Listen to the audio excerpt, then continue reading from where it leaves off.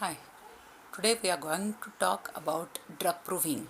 This is the topic which I left for completing before lockdown or before your holiday for coronavirus, and uh, this is the first part of or the first recording of the first video of drug proving. Drug proving is what is drug proving? Drug proving is ascertaining the curative power or pathogenetic power of the drug, or it is also called as ascertaining the therapeutic power of the drug. And drug proving, ascertaining the therapeutic power of the drug, then it is done.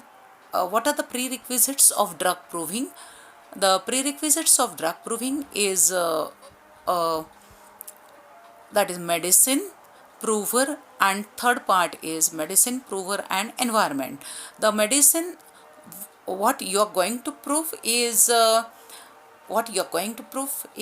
should be genuine, pure, unadulterated, and the preparation of drug should be genuinely prepared.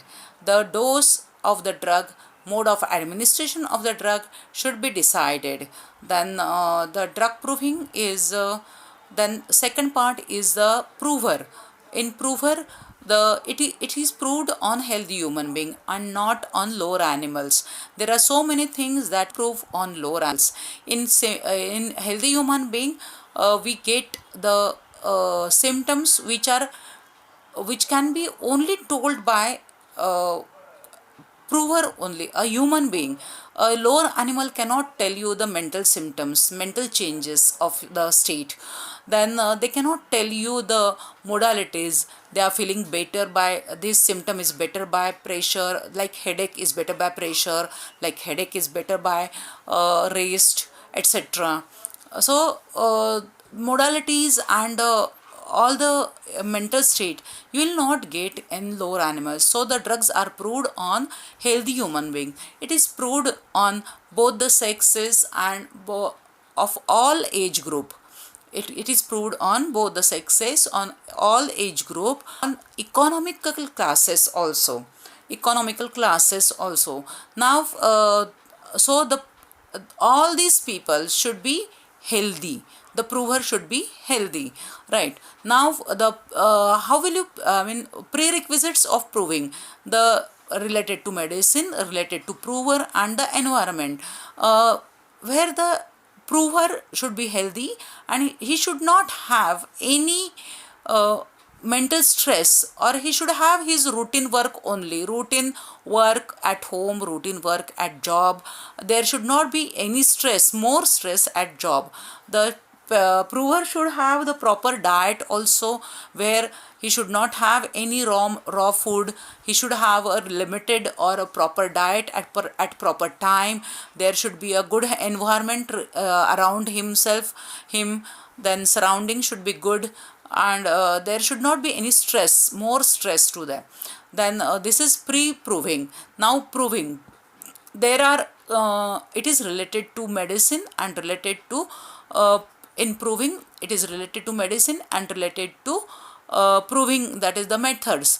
In related to medicine, the in proving, the medicine should be prepared properly. It should be uh,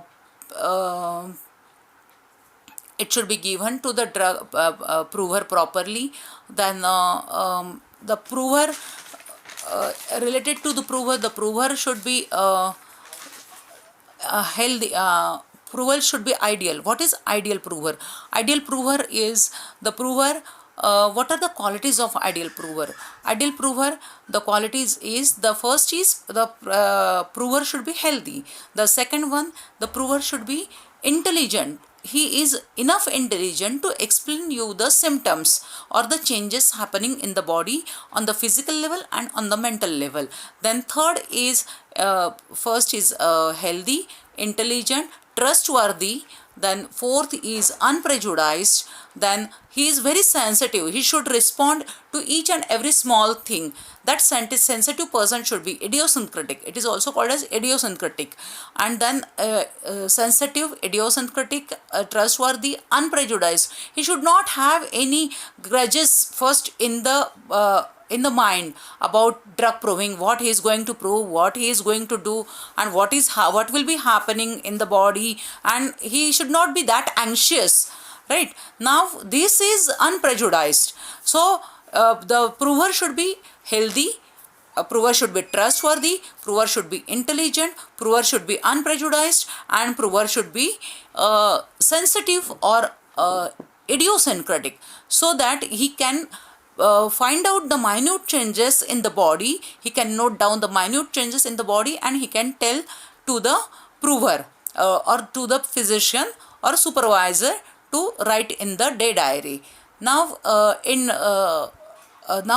this is all about prover. Now during proving, there are two types or two methods of proving.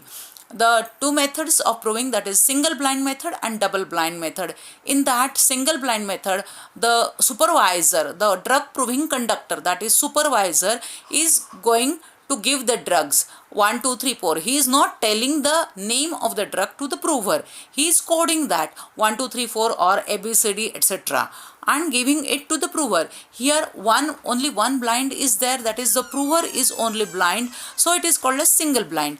Now in double blind method, now here in the single blind method, the prover knows or the supervisor knows who had which drug he had given to which prover, but the prover doesn't know anything which drug he is taking. In the double blind method, the supervisor or drug proving conductor, he is coding the drug name of the drug 1, 2, 3, 4, and he is giving 1, 2, 3, 4 to the middleman, and middleman again coding the drug 1, 2, 3, 4 to ABCD, and he is giving the drug to the prover like ABCD, and the middleman doesn't know what is there in 1, 2, 3, 4, and drug prover doesn't know what he is taking. So here there are two blinds, so it is called as double blind method.